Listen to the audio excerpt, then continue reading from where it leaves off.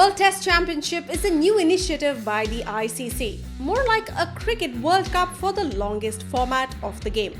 After looking at the road to finals for India, today at Simbly Chumma we are taking a look at the road for New Zealand to the finals. The first series, Sri Lanka 1, New Zealand 1, August 2019. New Zealand's road to the World Test Championship finally got off to a rocky start in Sri Lanka. Playing in Galle, New Zealand slumped to a 6-wicket defeat as captain Kane Williamson registered the rarest of ducks. But an impressive bounce back in the second test ensured New Zealand did not leave the subcontinent empty-handed. Off the back of centuries from Tom Latham and BJ Watling, the Kiwis stormed home to an innings and 65-run win, levelling the two-test series 1-1. That saw Williamson's side head home with 60 points in the WTC, or as would later become key, 50% of the points available to them. The second series, Australia 3, New Zealand 0, December-January 2019-20. New Zealand's hopes of making it to the WTC final were damaged badly during a horror tour of Australia. They crossed the Tasman with mounting expectations but were soundly defeated 3-0 at the end.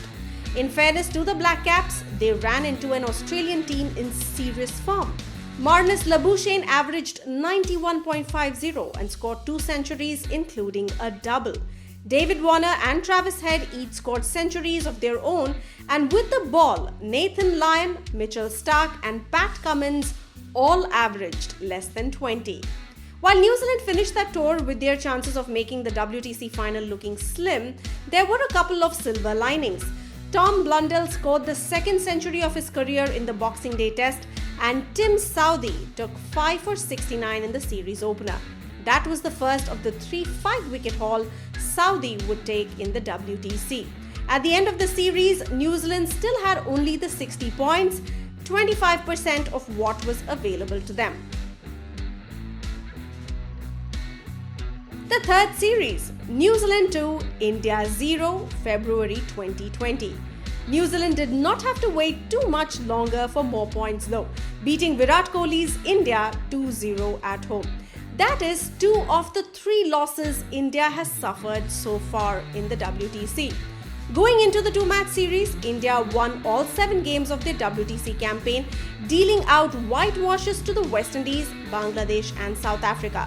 But they quickly found themselves on the back foot against New Zealand, suffering a 10-wicket loss at Wellington, where they failed to pass 200 in either innings. Southee and debutant Kyle Jamieson shared 8 wickets in India's first innings, and the veteran helped himself to 5 for 69 in the second innings to leave New Zealand needing to chase just 9 runs to win. Jamieson backed up his fine debut with a 5-wicket haul in the second test, and by the match's 4th innings, New Zealand were chasing a potentially tricky target of 132. A 103-run opening stand between Latham and Blundell ensured they got the job done quite easily. New Zealand finished the series with 180 points, 50% of what was available to them at that time. The fourth series, New Zealand 2, West Indies 0, December 2020. It was another 10 months before New Zealand played another match in the WTC, with the COVID-19 pandemic impacting the cricket calendar. With several series needing to be postponed throughout 2020, the ICC announced in November that the WTC finalists would be determined through percentage of points earned rather than total points. At this stage, New Zealand sat 4th on the percentage points, behind England, India and Australia. Having made up ground with their 2-0 win over India in February, New Zealand resumed their march to the finals by beating the West Indies 2-0 at home. Captain Williamson led the way in the series opener, scoring a momentous 251 at Hamilton, walking off to a standing ovation from the crowd and handshakes from most of the West Indies lineup. That proved the backbone of New Zealand's total of 519 for 7 and an eventual innings and 134-run win. Williamson sat out the second test for the birth of his first child, but New Zealand found a way to get the job done without him.